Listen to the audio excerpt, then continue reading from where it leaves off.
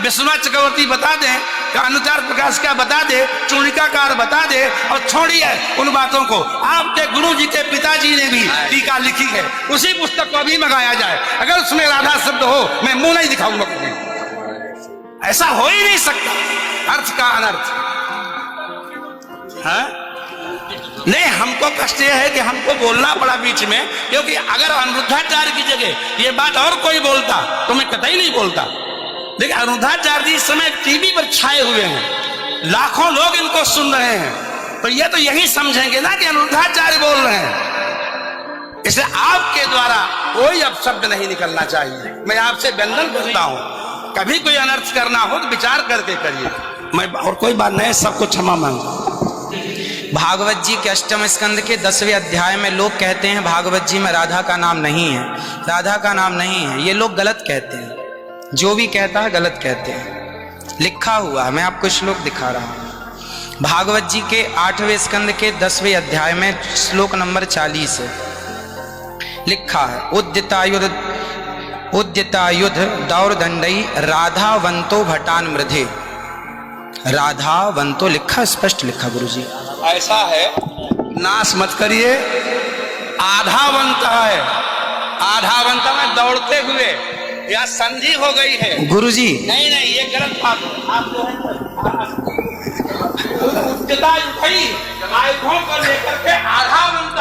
गुरुजी गुरुजी गुरुजी गुरुजी गुरुजी, हम तो आपके दास हैं। मत कीजिए ना। हमारे गुरुजी कहते हैं ना ना गुरुजी, इसका अर्थ तो सुन लीजिए, इसका अर्थ तो सुन लीजिए।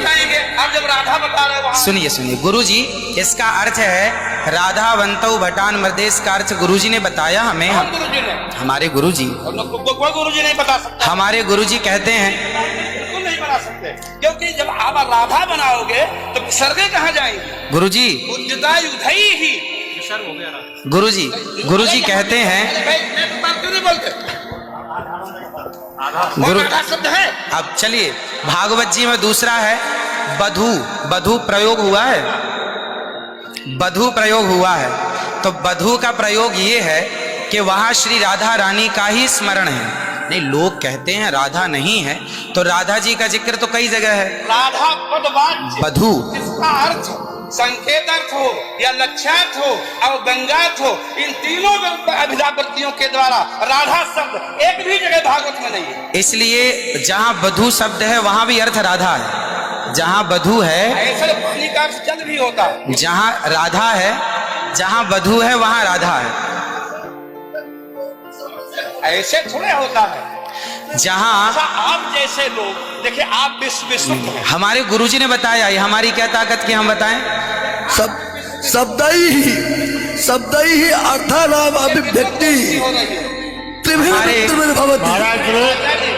इनकी बात सारा विश्व सुनता है। महाराज श्री हमारी बात 20 आदमी सुनते हैं। महाराज जी सारा विश्व। त्रिपाठी जी, महाराज आचार्य जी, आपके चरणारविंद में मेरा निवेदन है कि अरे आप हटिए सामने से। आचार्य जी आप हटिए भैया। अरे नहीं, लेकिन ऐसा श्रीधर, आप विश्व को सुनाते हैं, इसलिए कह रहा हूँ। श्रीधर जी नहीं तो गलत सुना रहे। इन्हें हटाओ। कौन है? कोई गुरु नहीं बता सकता यार। चलो गुरुजन का हम चलते हैं, अगर गिरिराज जी का आचार्य श्री गुरुजी ने कहा है कि यहाँ जो राक्षस हैं वो राधा रानी का स्मरण करके, जो राक्षस हैं राधा रानी का स्मरण करके और युद्ध करने चले। जो राक्षस हैं भटान मृधे जो है, गुरुजी ने बताया कि जो राक्षस लोग हैं वो किसका स्मरण करके युद्ध करने चले? श्री राधा रानी का। ब्रह्म वैवर्त पुराण के अनुसार राधा ही मूल आधार है। यहां तक कि राम में भी राधा छिपा हुआ। आप राम का अर्थ समझिए, राम मतलब राधा, माँ मतलब माधव, दोनों का एक अक्ष है, तो राम हो गए। ये बातें स्वीकार है, लेकिन और जैसे बधू, जैसे आपने कहा कि राधा जी भगवान श्री कृष्ण ने अपने कहा आओ मेरे कंधे पर बैठ जाओ, तो किसको, कौन है वहां पर? राधा जी हैं तो हैं, वहां बधू है।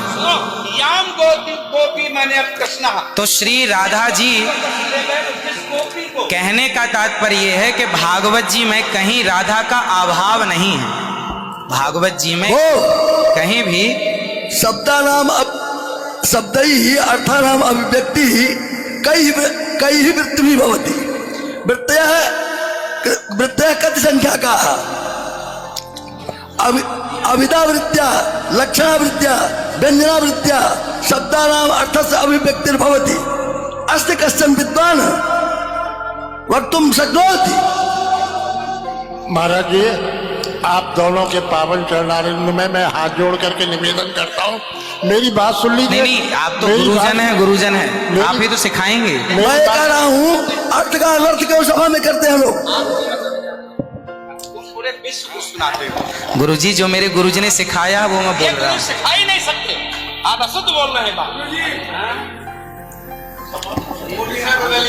अभी श्री राधा और माधव जो राम नाम है, जो भागवत जी का अर्थ है। अब कोई पूछे कि राधा का अर्थ क्या है, तो राधा का अर्थ ही कृष्ण है, वो कृष्ण का अर्थ ही राधा है। तो राधा ही कृष्ण है और कृष्ण ही राधा है। कुल मिलाकर कहने का अर्थ ये है, गुरुजन ये कहते हैं कि प्रत्येक श्लोक कृष्ण है और प्रत्येक भागवत जी के 18,000 श्लोक, प्रत्येक श्लोक कृष्ण है और श्लोक का प्रत्येक अर्थ श्री राधा है। प्रत्येक श्लोक श्री कृष्ण है और श्लोक का प्रत्येक श्लोक का अर्थ श्री राधा है। तो ये सब भाव ही तो है, लेकिन राधा ना वो भाव सब नहीं, भाव है। वो शब्दार्थ। भाव का भूखा हूं मैं, भाव ही एक सार है, और भाव से भजले मुझे तो भव से बेड़ा पार है। सभी विद्वानों के चरणों में दास का बारंबार नमन। सबको जय श्रीमन नारायण, जय श्री कृष्ण। 2 मिनट कीर्तन कर ले। 1 मिनट रुको, मैं सबसे क्षमा मांगता हूँ। मेरा अनुद्धाचार्य के प्रति बड़ी श्रद्धा भाव है, बड़ा आदर है, लेकिन इनकी वाणी चूंकि पूरा विश्व सुन रहा है, ये चैनलों पर आते हैं। भाव जगत में हम कुछ भी कहें, लेकिन जब हम ये कहते हैं ये शब्द में लिखा है, तो वहां पर शब्द और अर्थ का संयोग, क्योंकि गिरा अर्थ जल शब्द बोध्यो व्यनक्ति अर्था शब्दोप्यर्थांतराश्रय एकत्व व्यंजकत्वे तद अन्य से सहकारिता। ऐसा हो ही नहीं सकता कि कोई अर्थ प्रकट हो और उसके मूल में शब्द न हो।